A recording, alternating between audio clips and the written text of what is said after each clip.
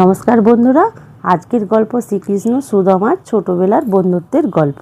ভগবান শ্রীকৃষ্ণ, যিনি দ্বারকার রাজা, এবং সুদামা, যিনি কুচেলা নামেও পরিচিত ছিলেন, বাল্যকালের বন্ধু। তারা দুজনেই গুরু সন্দীপনী মুনির আশ্রমে একসাথে লেখাপড়া করতেন। বিদ্যা শিক্ষা, ছোটোখাটো দুষ্কর্ম এবং একে অপরের প্রতি গভীর স্নেহ তাদের মধ্যে এক অকৃত্রিম বন্ধুত্ব সৃষ্টি করেছিল। শিক্ষা শেষ হওয়ার পর তাদের পথ আলাদা হয়ে যায়।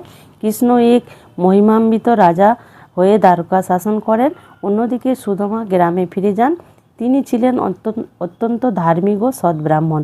তিনি নিজের জীবন ঈশ্বর ও পরিবারের সেবায় উৎসর্গ করেছিলেন, কিন্তু তিনি চরম দারিদ্র্যে বাস করতেন। তাদের কুঁড়ে ঘরে প্রায় খাবার জুটত না। সুদামা নিজের দরিদ্র নিয়ে কখনো অভিযোগ করতেন না, কারণ তিনি তার সাধারণ জীবন নিয়ে সন্তুষ্ট ছিলেন।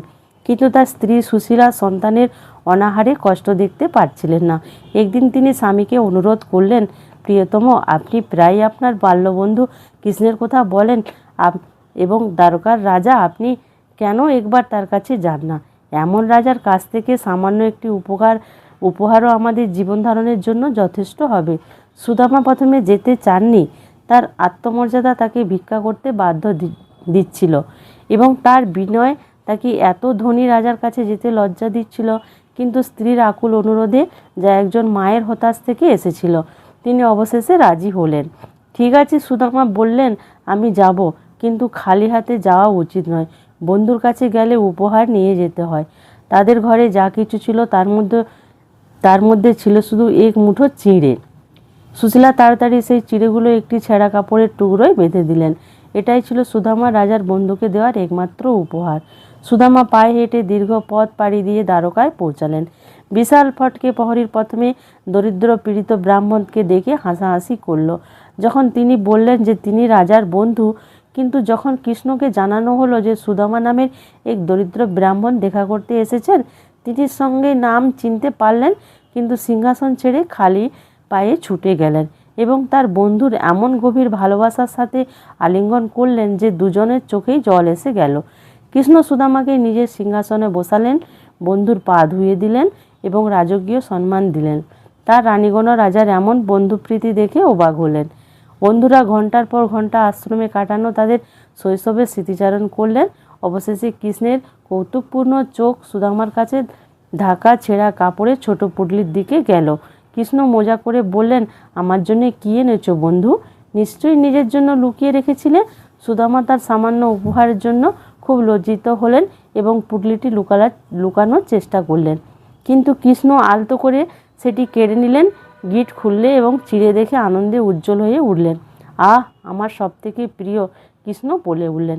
ভালোবাসার সাথে দেওয়া এই উপহারের সমান কিছু এই তিন জগতে নেই। তিনি এক মুঠো চিড়ে তুলে নিয়ে গরম তৃপ্তি সহকারে খেলেন। তিনি যখন দ্বিতীয় মুঠো নিতে যাচ্ছিলেন, তখন তার রানী রুক্মিণী বাধা দিলেন। রানী বললেন, হে প্রভু, এক মুঠোই যথেষ্ট। এক মুঠোতেই আপনি তাকে পৃথিবীর সমস্ত ধন সম্পদ দেওয়ার ব্যবস্থা করে দিয়েছেন। কৃষ্ণ হাসলেন। প্রথম মুঠো চিড়েই যে সুদামার ভবিষ্যতের সমৃদ্ধি নিশ্চিন্ত হয়ে করেছে, সেই গভীর সত্য তিনি জানতেন। সুদামা রাত্রি রাজকীয় আরামে কাটানোর পর পরের দিন দ্বারকা ত্যাগ করলেন। তিনি কৃষ্ণের কাছে সাহায্য চাইতে খুব লজ্জিত বোধ করলেন, আর কৃষ্ণ তার বন্ধুর স্বভাব জানতেন বলে তাকে কোনো জাগতিক সম্পদ অফার করলেন না। সুদামা মনে আনন্দের সাথে ফিরে চললেন, কিন্তু মনে সামান্য দুঃখ ছিল। তিনি ভাবলেন, আমার স্ত্রী ঠিকই বলেছিলেন, আমি এতদূর এলাম অথচ সাহায্য চাইলাম না, আর কৃষ্ণও কিছু দিলেন না। আমি যেমন দারিদ্র ছিলাম তেমনি দারিদ্র হয়ে বাড়ি ফিরছি। কিন্তু তিনি যখন নিজের গ্রামের কাছাকাছি পৌঁছালেন, তখন হতভম্ব হয়ে দাঁড়িয়ে দেখলেন, যেখানে তার জীর্ণ কুঁড়েঘর ছিল, সেখানে একটি বিশাল প্রাসাদ দাঁড়িয়ে। তার স্ত্রীও সুন্দর রেশমের শাড়ি পরে তাকে অভ্যর্থনা জানাতে এলেন। তার শিশুরা আনন্দে খেলছিল।